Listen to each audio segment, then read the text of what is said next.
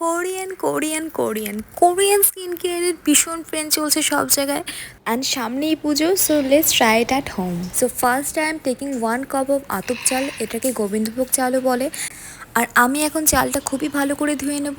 First I am washing with tap water and for the second time I will wash with mineral water. And আমি এখানে আতপ চাল নিয়েছি because আমি যতদূর জানি কোরিয়াতে small category of rice use করা হয়। তোমরা দেখতেই পাচ্ছ আমি চালটা খুবই ভালো করে ধুয়ে নিলাম। And now we have to poor fresh mineral water. আমি এখানে পুরো মিনারেল ওয়াটার ঢালছি বিকজ এটা আমরা স্কিনে ইউজ করবো, দ্যাটস ওয়াই কোনো রকম ডার্ট থাকা যাবে না জলের মধ্যে even.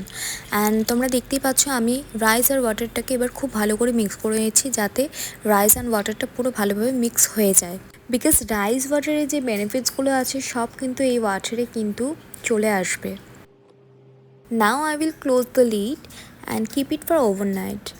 And it's next day, good morning, and finally our rice water is fully ready. দেখতেই পাচ্ছ কালারটা পুরো ক্লাউডি হয়ে গেছে rice ওয়াটারের।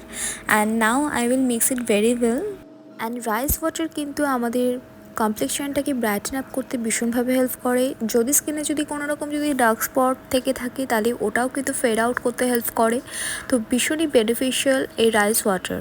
Now we will strain the water because we will need only the water, not the rice. কারণ রাইসের মধ্যে যে বেনিফিটসগুলো ছিল সেগুলো কিন্তু সবই কিন্তু জলের মধ্যে চলে এসছে। তোমরা দেখতেই পাচ্ছ জলের কালারটা পুরো ক্লাউডি হয়ে গেছে। এবার এরকম একটা স্প্রে বটলে আমি এই পুরো রাইস ওয়াটারটাকে এর মধ্যে ঢেলে দেবো।